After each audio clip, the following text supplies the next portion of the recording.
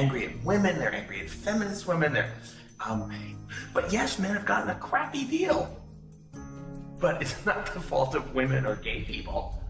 When feminism says that they have no part in any of this, I think they're not being honest about it.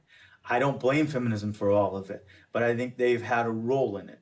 They've written laws that discriminate against men. They fought to protect those laws, particularly in domestic violence areas.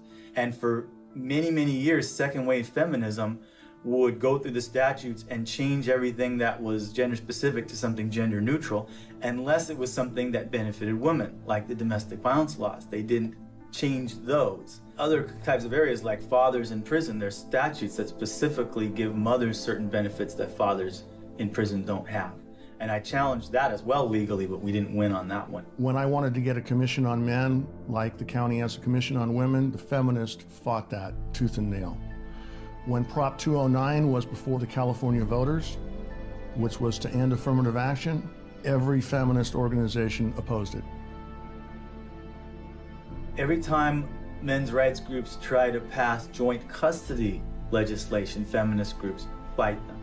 They fought us on paternity fraud.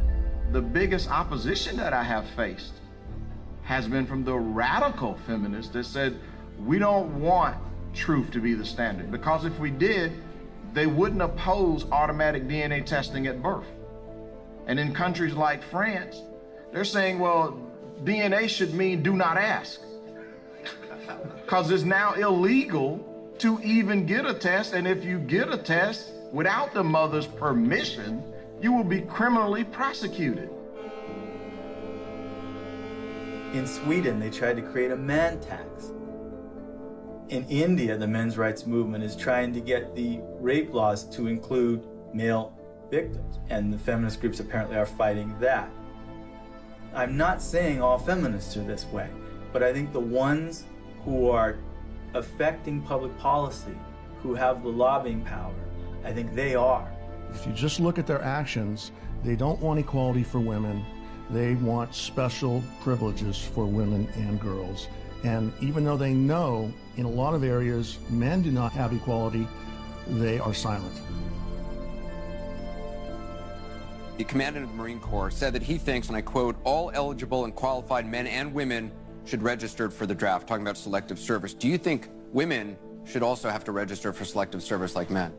I have to think about whether I think it's necessary to go as far as our military officers are recommending. The idea of having everybody register concerns me a little bit unless we have a better idea of where that's going to come out. Where I want people to register, I want every young person to register at the age of 18 to be able to vote automatically. And I think